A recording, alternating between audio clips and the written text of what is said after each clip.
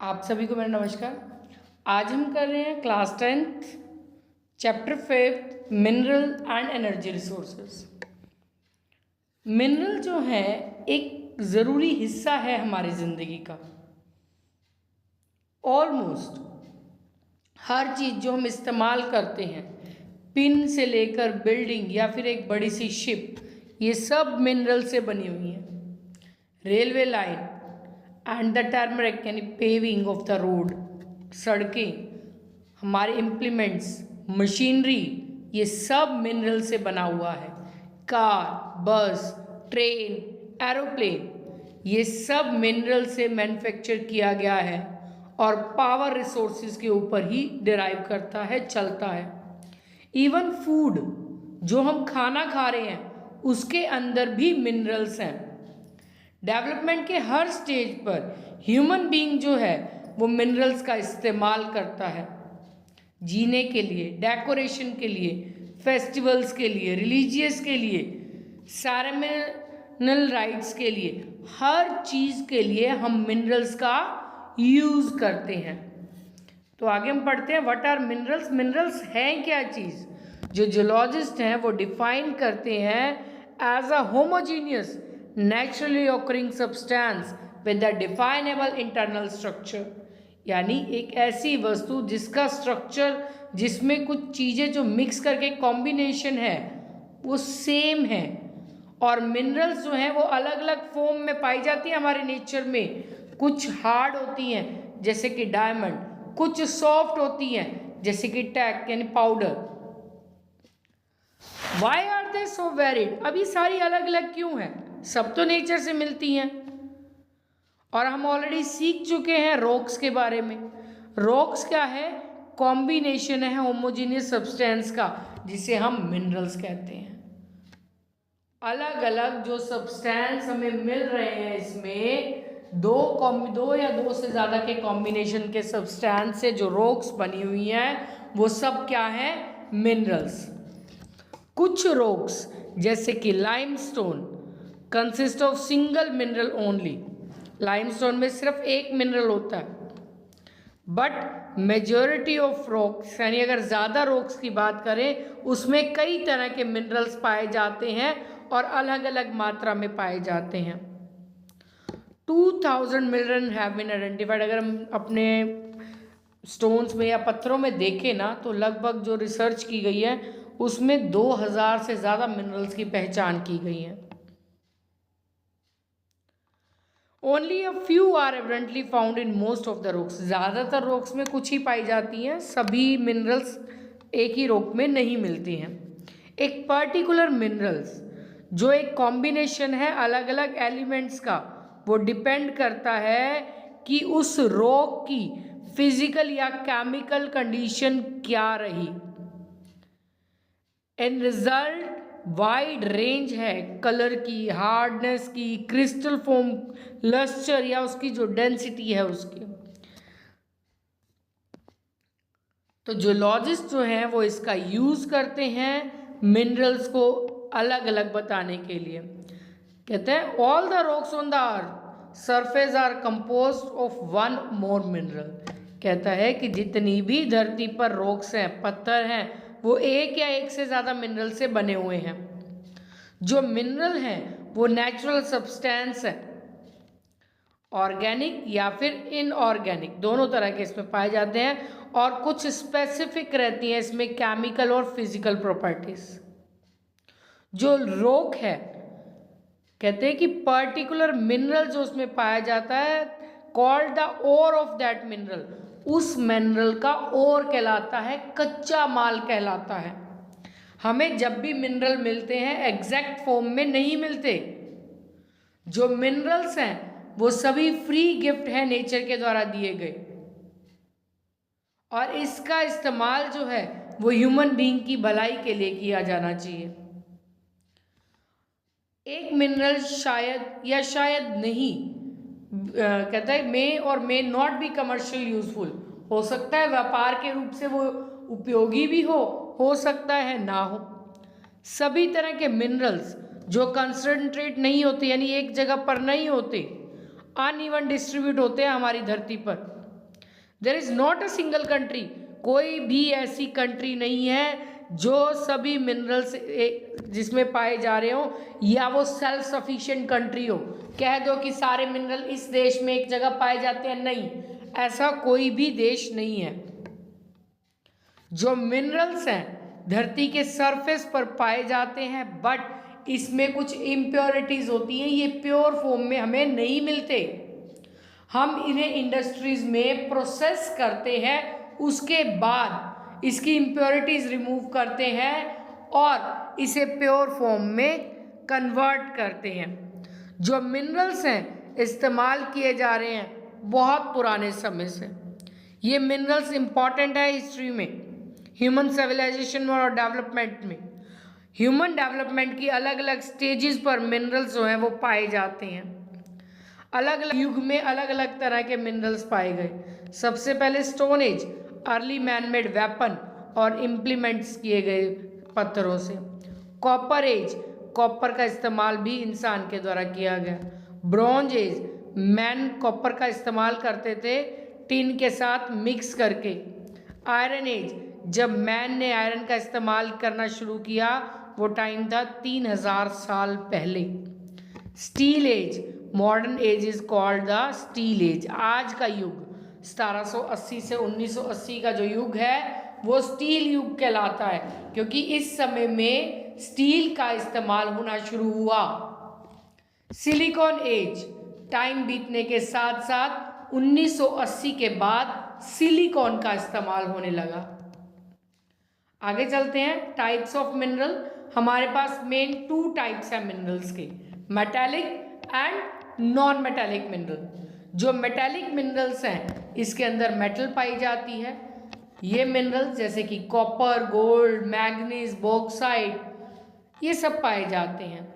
इनको आगे कुछ हिस्सों में डिवाइड किया जाता है। पहले आते हैं फ्यूरियस, दूसरे आते हैं नॉन फ्यूरियस। क्या आया?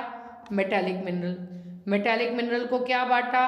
2 में, एक हमने किया फ्यूरियस और दूसरे नॉन फ्यूरियस।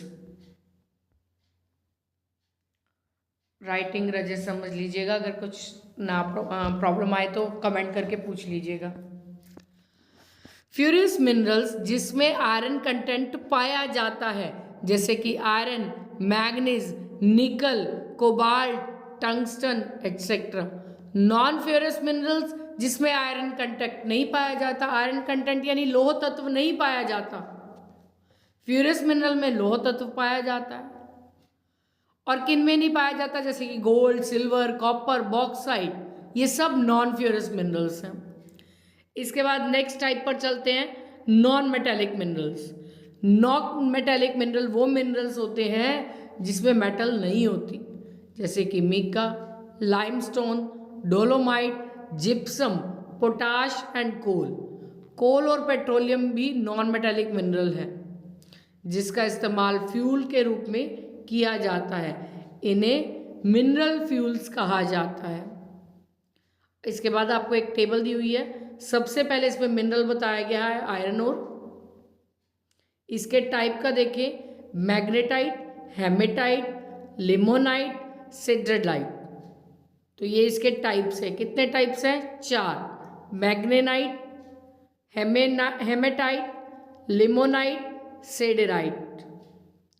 और प्रोडक्शन की बात करें 210,000 टन था 2019 तक। और सबसे ज़्यादा आयरन ओर जो है वो उड़ीसा, छत्तीसगढ़, आंध्र प्रदेश, कर्नाटक, राजस्थान और तमिलनाडु में पाया जाता है। और एरिया जो स्पेसिफिक है इनमें स्टेट्स में, बालदिला, बदमपहर, रानीगंज, कोलफील्ड और गढ़वाल, ये स्पेसिफिक माइनिंग है, एरिया है। उसके बाद नेक्स्ट चलते हैं। नेक्स्ट मिनरल है हमारा बॉक्साइट।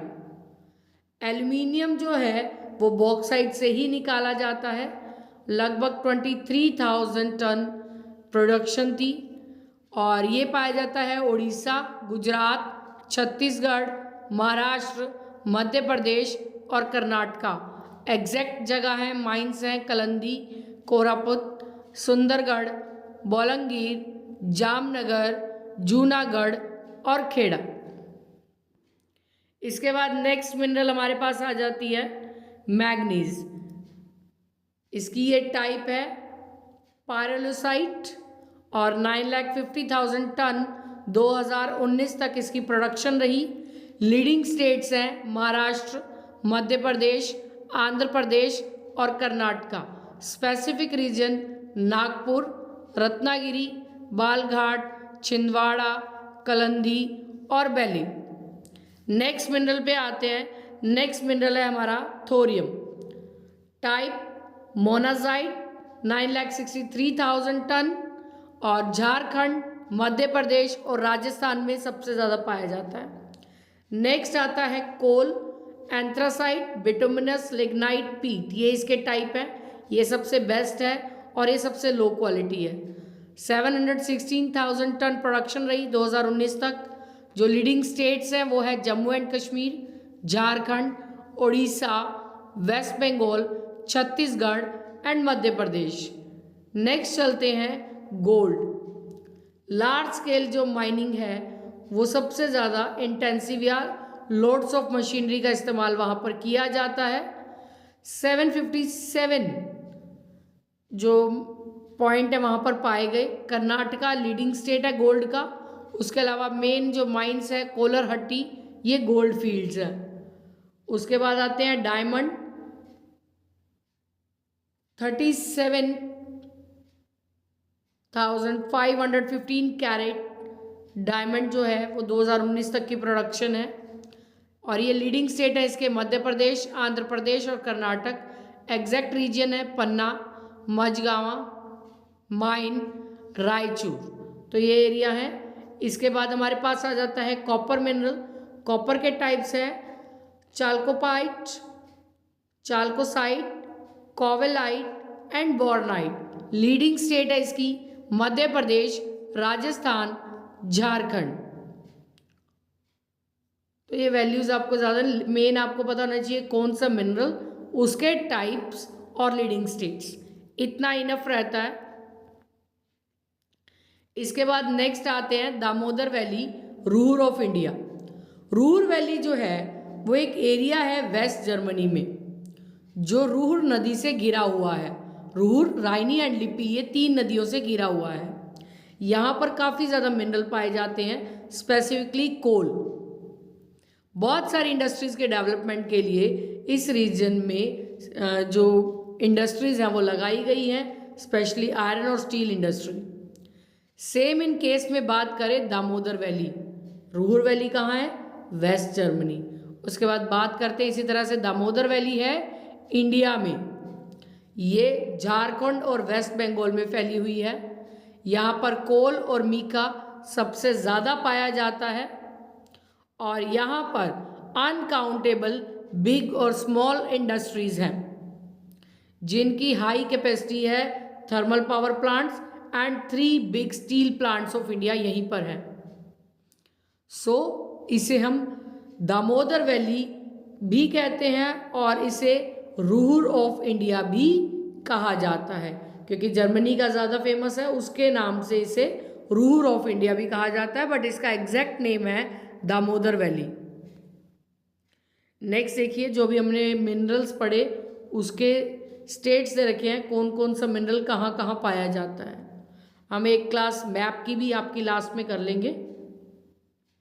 नेक्स्ट आती है नावेली लिग्नाइट कोल फील्ड। जो स्टेट है तमिलनाडु की, वहाँ पर लिग्नाइट कोल सबसे ज़्यादा पाया जाता है। 10 to 12 मीटर जो है इनकी थिकनेस है।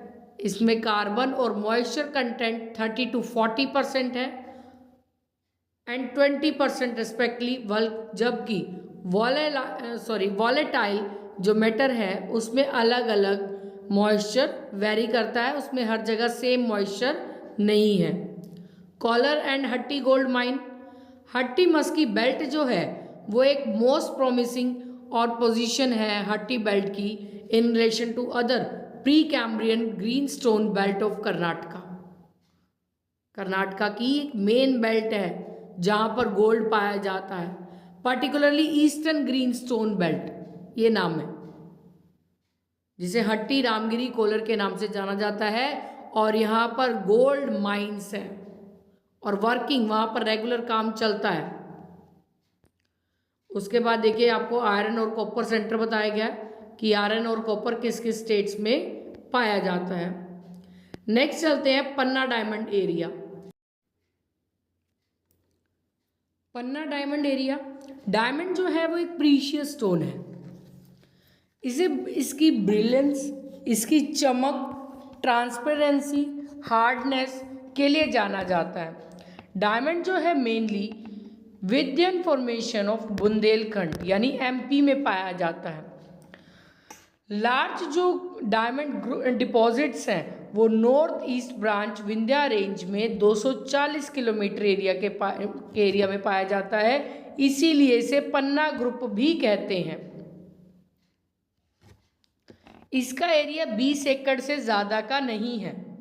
जो टोटल डायमंड रिजर्व हैं हमारे इंडिया में वो 32.91 मिलियन कैरेट्स हैं। आगे चलते हैं, आगे देखिए मैप दे रखा है बॉक्साइट और मैग्नीज का इसी तरीके से। नेक्स्ट नेचुरल गैस का आपको मैप गिवन है। इसके बाद ऑफशोर ऑयल मुंबई हाई, ये largest petroleum production oil field है जो कंट्रीब्यूट करती है 65% of total production crude oil. कच्चे तेल का 65% जो है वो कंट्रीब्यूट करती है। ये फील्ड जो है वो लाई करते हैं about 176 kilometre to the south west of Mumbai. इसमें लगभग 35 मिलियन टन कच्चा तेल और 40,000 million cubic metre natural gas पाई जाती है। क्योंकि देखो नेचुरल गैस जहाँ से तेल निकल रहा होगा, जब तेल निकलता है उसके साथ कुछ गैसेस भी निकलती है जिसे हम नेचुरल गैस कहते हैं। जो प्रोडक्शन है ऑयल की वो इन्हीं फील्ड से स्टार्ट हुई थी 1976 से। ओवर एक्सप्लॉयटेशन के कारण जो प्रोडक्शन है ऑयल फील्ड की वो कम होने लगी लगातार। इसके बाद Makrana Rajasthan stone mining. Makrana marble जो है वो एक ग्लोबल हेरिटेज स्टोन है bye international union of geological science के द्वारा। मकराना जो है वो एक ऐसा सोर्स है जहाँ से मार्बल लिया गया था ताजमहल बनाने के लिए, और ये कहते हैं कि it is situated a distance of 60 kilometre for Kishangarh. Kishangarh से ये 60 किलोमीटर की दूरी पर है और नागपुर डिस्ट्रिक्ट में है राजस्थान में। ये जो एरिया है माइनिंग रेंजेस का मेनली डूंगरी, देवी, उलोड़ी, साबवाली, गुलाबी, कुमारी, नेहर खान, माताबाद कुमारी, चक डूंगरी, चौसरा एंड पहरकुआ ये एरिया में है। आप इतने ज़्यादा रेंजेस आपको याद नहीं होंगी माइनिंग की, आप इसमें से 3 से 4 नाम जो है वो याद रख लेना। उसके बाद आ जाते हैं ब्लैक सॉल्ट माइनिंग इन मंडी हिमाचल। जो काला नमक रॉक सोल्ट या सेंधा नमक जो होते हैं मंडी डिस्ट्रिक्ट हिमाचल प्रदेश से इसके पत्थर पाए जाते हैं। वहाँ पर सोल्ट माइन्स है मंडी में हिमाचल प्रदेश में, where 116 million of proven rock salt deposit exist. लगभग 116 मिलियन जो पत्थर हैं उस ग्रुप में सॉल्ट डिपॉजिट है वहाँ पर। जो करंट मेथड है माइनिंग का is dry mining, producing about 400 to 500 ton per month and this salt especially liked by the people of HP। तो ये जो है इसको ड्राई करके इसको पिसाई की जाती है, जो नमक बनता है उसको मार्केट में बेचा जाता है और हिमाचल प्रदेश के लोग जो है इसी नमक को सबसे ज़्यादा पसंद करते हैं। एंड डिस्ट्रीब्यूटेड, इसको डिस्ट्रीब्यूट किया जाता है इस नमक को हिमाचल, जम्मू कश्मीर, पंजाब, हरियाणा, और हेल्थ के लिए भी अच्छा होता है ये नमक जिसे हम सेंधा नमक या काला नमक के नाम से भी जानते हैं। जो डिमांड है इसकी प्रोडक्शन से ज़्यादा है, प्रोडक्शन से ज़्यादा डिमांड है सॉल्ट की, तो इसीलिए गवर्नमेंट ने कई नई माइंस भी खोली हैं। नेक्स्ट है Brahmaputra valley upper field oil. जो कच्चा तेल है सबसे पहले ब्रह्मपुत्र वैली में डिस्कवर किया गया था। जो ऑयल बियरिंग, ऐसे रॉक जिसमें ऑयल पाया जाता है, वो देहांग बेसिन से सुरमा वैली तक फैली हुई हैं। मेन ऑयल प्रोड्यूसिंग कुएं जो हैं वो डिब्रूगढ़, शिवसागर इन डिस्ट्रिक्ट्स में है असम के। कुछ इम्पॉर्टेंट और भी है ऑयल प्रोड्यूसिंग सेंटर। इसके बाद कहता है कंजर्वेशन। अब मिनरल्स हैं, देखो इतनी जल्दी तो मिलते नहीं, नेचर के द्वारा गिफ्ट दिया हुआ है, एक बार खत्म हो गए, बनाने में फिर हजारों साल लग जाएंगे। तो कहता है मिनरल रिसोर्स जो है वो फ्री गिफ्ट है, नेचर के द्वारा दिया गया, इसको मिलने में मिलियन ईयर्स लग गए बनने में। अगर हम कंपेयर करें इसकी प्रेजेंट रेट कंजम्पशन को, तो मिनरल्स जो हैं वो बहुत जल्द खत्म हो जाएंगे। जो रिजर्व है मिनरल रिसोर्सेज के वो लिमिटेड है, as well as non renewable, they do not get replaced immediately. और ये ऐसे मिनरल है जिसे रिन्यू भी नहीं किया जा सकता और इसे रिप्लेस भी नहीं किया जा सकता। The man is exploring as well as using almost types of minerals at very high speed without thinking. हम लोग मिनरल्स का लगातार इस्तेमाल कर रहे हैं बिना सोचे समझे, आने वाली जनरेशन के बारे में नहीं सोच रही। इसीलिए मिनरल कहते हैं मिनरल्स का इस्तेमाल करो पर बुद्धिमानी से करो। हमें इन मिनरल्स को कंजर्व करने की ज़रूरत है, बचाने की ज़रूरत है। कुछ उपाय गए हैं इस मिनरल्स को बचाने के लिए। सबसे पहले इन मिनरल्स को प्लानिंग करके इस्तेमाल किया जाए और सस्टेनेबल मैनर, यानी खुद तो इस्तेमाल करो, आने वाली जनरेशन के लिए भी बचाओ। रिसाइकिल करो मेटल को, अल्टरनेट ढूंढो जो रिन्यूएबल रिसोर्सेज हैं, टेक्नोलॉजी इम्प्रूव की जाए, कोई वेस्टेज ना हो मिनरल्स की, और इसे और ज़्यादा बढ़ाया जाए, वास्ट किए जाएं। उसके बाद आते हैं एनर्जी पावर रिसोर्सेज। ये जो है वेल एस्टेब्लिश फैक्ट है और इंडस्ट्रीज की बैकबोन है, किसी भी अर्थव्यवस्था में बैकबोन है, क्योंकि पावर के बिना किसी इंडस्ट्रीज को चलाया ही नहीं जा सकता। ये जो रिसोर्सेज हैं इसका इस्तेमाल किया जाता है लाइट प्रोवाइड करने के लिए, हीट प्रोवाइड करने के लिए और बाकी कुछ और पर्पज से। ये डिपेंड करते हैं सोर्सेज पर और इनका यूटिलाइजेशन किया जाता है।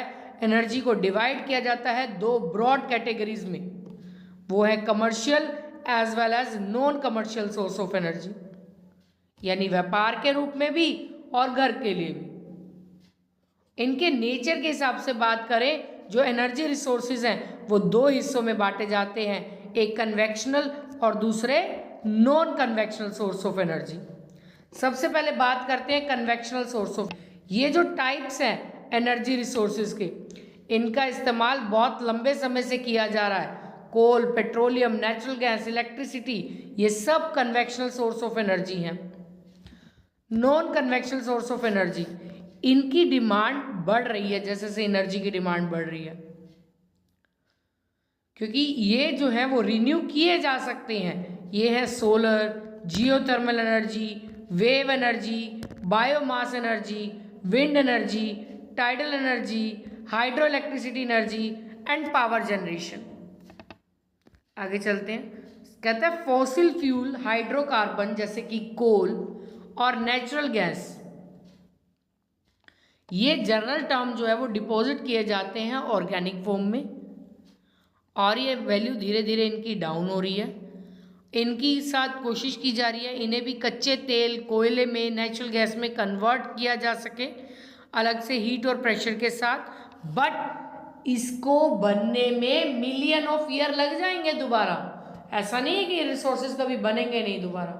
अब भी पेड़ पौधे नीचे दब रहे हैं, बहुत जीव जंतु नीचे दब रहे हैं, उनकी हीट से फिर से बनेंगे ये रिसोर्सेज, बट बनने में मिलियन ऑफ ईयर्स लग जाएंगे। और ये सभी जो रिसोर्सेज हैं इन्हें मिनरल फ्यूल्स कहा जाता है। Non convectional source of energy, ये वो हैं जो इनफाइनाइट है, कभी नहीं खत्म होंगे, इसे रिन्यू किया जा सकता है, बार बार इस्तेमाल किया जा सकता है, जैसे विंड एनर्जी, सोलर एनर्जी। उसके बाद हमारे पास सबसे पहले आती है सोलर एनर्जी। सोलर एनर्जी के लिए सन सबसे मेन सोर्स है। इंडिया जो है वो गिफ्टेड है विद प्लेंटी ऑफ सोलर, अच्छी खासी धूप निकलती है, बिकॉज हमारी जो कंट्री है वो ट्रॉपिकल एरिया में है। कंट्री के बहुत सारे हिस्से में सूरज की किरणें बहुत अच्छी पड़ती हैं और नई टेक्नोलॉजी का इस्तेमाल करके सोलर एनर्जी को इजीली क्रिएट किया जा सकता है। Solar water heating, air heater, solar dryer, cooker, ये सब आ चुके हैं। ये कुछ एग्जाम्पल्स हैं सोलर एनर्जी के। आगे चलते हैं। ये देखिए सोलर एनर्जी, सोलर पैनल जो है लगे हुए हैं और सोलर एनर्जी क्रिएट हो रही है। जो ये टेक्नोलॉजी है सनलाइट से इलेक्ट्रिसिटी जनरेट करती है। इस टेक्नोलॉजी को अब बहुत ज़्यादा इस्तेमाल किया जा रहा है, लगभग हर घर में सोलर पैनल्स लगवाए जा रहे हैं। इसका एक mission Jawaharlal Nehru national solar mission, ये जो मिशन है लॉन्च किया गया था 2009 में और इसका टारगेट था कि ग्रिड कनेक्ट करनी है सोलर प्रोजेक्ट के साथ 2022 तक कम से कम 20,000 मेगावाट। भी इतने पैनल लगा दिए जाएं 2022 तक कि 20,000 मेगावाट बिजली इसी से क्रिएट की जाए। जो सेक्टर है उसके अंदर बहुत जल्दी डेवलपमेंट हो रही है।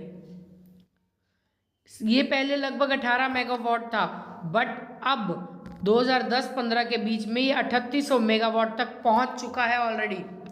2015 में गवर्नमेंट ने इसको और अप्रूवल देनी शुरू कर दी और इसका टारगेट रखा है 1 लाख मेगावाट बाय 2022। जो टारगेट है हम बहुत स्पीड से उसको पूरा करते चले जा रहे हैं। करंटली इंडिया की जो कैपेसिटी है जनरेट करने की वो 21.65 गीगावाट है सोलर पावर, और एक्सपेक्टेड है कि हम additional 56 to 58 gigawatt solar capacity FY का मतलब है फाइनेंशियल ईयर 2019 और 23 तक लगभग पूरा कर लेंगे। एक safeguard duty solar module from China and Malaysia slowed the solar capacity addition, slow कर रही है। फास्ट ग्रोइंग इंडियन मार्केट जो है वो डोमिनेट करती है बाय चाइनीज कंपनी, क्योंकि उनके जो प्राइस होते हैं वो कम होते हैं, कॉम्पिटिटिव मार्केट में आ रहे हैं। जो इंपोर्ट किया जा रहा है सेफ गार्ड ड्यूटी 30 जुलाई से 2 year on solar cell and modules important from China and Malaysia. उसके जो पैनल है चाइना और मलेशिया से इंपोर्ट किए जाते हैं। इसके बाद नेक्स्ट आती है विंड एनर्जी, एक और इम्पॉर्टेंट सोर्स है नॉन कन्वेक्शनल एनर्जी का, और इंडिया जो है वहाँ पर विंड एनर्जी भी अच्छी है। जो कॉस्ट है इसकी सिर्फ स्टार्टिंग में आती है जब प्रोजेक्ट लगाया जाता है और उसके बाद लगभग 20 सालों के लिए फ्री हो जाती है। जो कोस्टल स्टेट्स हैं, समुद्र किनारे के आसपास जो स्टेट्स हैं जैसे कि तमिलनाडु, कर्नाटक, आंध्र प्रदेश, केरला, महाराष्ट्र, अंडमान निकोबार, राजस्थान, यहाँ पर विंड एनर्जी से पावर जनरेट की जाती है। नेक्स्ट आ जाता है टाइडल एनर्जी। जो टाइड्स हैं वो रेगुलर फीचर है, इंडियन सी में टाइड्स तो आते जाते हैं। जो टाइडल एनर्जी है उसको इलेक्ट्रिसिटी में कन्वर्ट किया जा सकता है। जो वाटर है हाई टाइड यूज़ करता है टरबाइन को घुमाने में और उससे इलेक्ट्रिसिटी को जनरेट करता है। इससे एस्टिमेट किया जाता है कि इंडिया में लगभग 9,000 मेगावाट इलेक्ट्रिसिटी जनरेट की जाएगी gulf of Khambhat, gulf of Kutch, Sundarban से।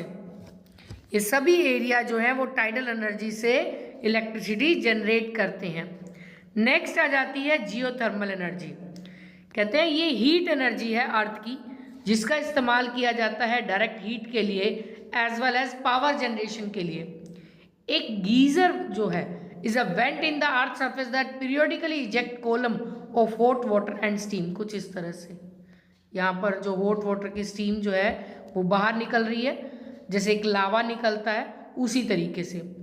Geysers, lava mountain, hot spring are all natural example. Geothermal energy के ये नेचुरल एग्जाम्पल है। एक असेसमेंट की बात करें जो एनर्जी पोटेंशियल को इम्प्रूव करती है जम्मू एंड कश्मीर, हिमाचल प्रदेश और छत्तीसगढ़ में। इसके बाद नेक्स्ट आ जाता है बायोगैस। बायोगैस जो है वो मिक्सचर है अलग अलग गैसेस का जो प्रोड्यूस करती है ऑर्गेनिक मैटर से ऑक्सीजन। बायोगैस जो है इस रॉ मटेरियल इसके अंदर जो लगता है वो होता है गोबर, poultry waste, kitchen waste, agriculture waste, municipal यानी जो कूड़ा करकट होता है उसी से बायोगैस जनरेट की जाती है। इसके फायदे क्या रहते हैं? बायोगैस इको फ्रेंडली है। ये जो है कहते हैं generation reduce soil and water pollution, soil और वाटर पोल्यूशन को कम करता है। बायोगैस जो है ऑर्गेनिक फर्टिलाइजर्स भी बनाते हैं। ये देखिए बायोगैस प्लांट लगा हुआ है, यहाँ से इनलेट डाला जाता है, यहाँ इकट्ठा होता है कूड़ा, गैस बनती है और यहाँ से बाहर निकलते हैं। नेक्स्ट, ये सिंपल और लो कॉस्ट है और हेल्दी कुकिंग, मतलब इसमें इस गैस से कुकिंग भी की जा सकती है। नेक्स्ट आता है hydrocarbon exploration and licensing policy, जिसे हम कहते हैं हेल्प, HELP। हेल्प जो है वो एक यूनिफॉर्म पॉलिसी है लाइसेंस देने के लिए, और ये जो लाइसेंस है कुछ जोन्स के लिए ही होते हैं। इसके मेन फीचर है सिंगल लाइसेंस, जो फॉर्मेट होगा उसको एक्सप्लोर करेगा, प्रोड्यूस करेगा और मार्केटिंग जो है उसको बढ़ाएगा। ओपन जो एकरेज पॉलिसी है वो ग्रांट करता है ब्लॉक्स को, इसको समझना आसान है, मॉडल इजीली बनाया जा सकता है, गवर्नमेंट से आज़ादी मिलती है इन चीज़ों पर काम करने के लिए। जो पॉलिसी है वो डिज़ाइन की जाती है डोमेस्टिक ऑयल और गैस प्रोडक्शन से, एक एडिशनल इन्वेस्टमेंट है एम्प्लॉयमेंट जनरेट करने के लिए, और इसका एम जो रहता है वो ट्रांसपेरेंसी को इंक्रीज़ करना होता है। न्यू हेल्प जो है वो क्रिएट करती है बिजनेस ऑयल और गैस के लिए, और इन टर्न नई नई जॉब अपॉर्चुनिटीज़ क्रिएट होती हैं ऑयल और गैस सेक्टर में। जो लड़ाई झगड़े हैं या करप्शन है वो रिड्यूस होती है, और पावर जो है गवर्नमेंट की वो इंक्रीज़ होती चली जाती है। नेक्स्ट आता है मिनरल वेल्थ ऑफ पंजाब। तो पंजाब में मिनरल कैसे हैं, जो जियोलॉजिकल कंपोजिशन है पंजाब का, उसमें अलग अलग तरह के सेडिमेंट्स पाए जाते हैं, जो रिवर्स के द्वारा, जो रेतीला सैंड, सिल्ट, क्ले, पेबल्स जो नदियों के साथ बहकर आते हैं और पंजाब में पाए जाते हैं। मोस्टली जो मिनरल्स हैं इग्नियस या फिर मेटामॉर्फिक रॉक से पाए जाते हैं, इसलिए कहते हैं ये वर्चुअल या कहते हैं एब्सेंस ऑफ मिनरल इन पंजाब। भी हमारे यहाँ जो मिनरल्स हैं वो कम पाए जाते हैं। ऑफ कोर्स कुछ जगह पर मिनरल ज़्यादा पाए जाते हैं। बिल्डिंग मटेरियल्स जैसे कि सैंड, ग्रेवल, सैंडस्टोन, शिवालिक और फुटहिल रीजन में ये हमारे यहाँ पर पाया जाता है। मेनली नवा शहर, जिसे हम SBS नगर के नाम से जानते हैं, होशियारपुर, पठानकोट, गुरदासपुर, फिरोजपुर और जलंधर, यहाँ पर ये मिनरल्स पाए जाते हैं। तो हमारा ये चैप्टर यहीं पर ख़त्म होता है। अगर किसी को डाउट लगता है तो आप कमेंट सेक्शन में कमेंट करके पूछ सकते हैं, आपके हर डाउट को 100% क्लियर किया जाएगा। होप सो इसके बाद आपके क्वेश्चन आंसर्स हो जाएंगे, आपको चैप्टर अच्छे से समझ आ गया होगा। अगर फिर भी डाउट लगता है तो कमेंट कीजिए, कमेंट के आपके आंसर जो है वो ज़रूर दिए जाएंगे। अगर आप किसी क्वेश्चन का आंसर भी पूछना चाहें कि इजी लैंग्वेज में हो जाए तो वो भी आप पूछ सकते हैं। हम इसी तरह से आपके SST को कंटिन्यू करते रहेंगे। प्लीज़ हमारे चैनल को लाइक, शेयर और सब्सक्राइब कीजिए, ताकि हमारा जो हौसला है वो भी बढ़ता रहे और हम आपको मोटिवेट करें आगे आपकी लाइफ के लिए। Thank you.